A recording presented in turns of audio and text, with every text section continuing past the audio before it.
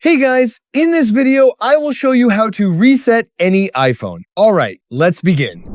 There are two ways to reset an iPhone depending on what you need. If your iPhone is frozen or not responding, you can perform a force restart without deleting any data.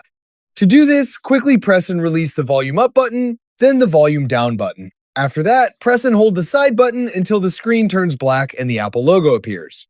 Once you see the logo, release the button and wait for your iPhone to restart.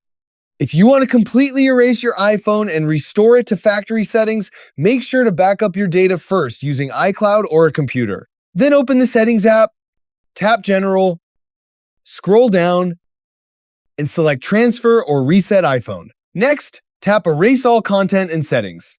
Review the information shown on the screen, then tap Continue. Enter your iPhone passcode if prompted, followed by your Apple ID password to disable activation lock. Confirm that you want to erase the device, and the reset process will begin.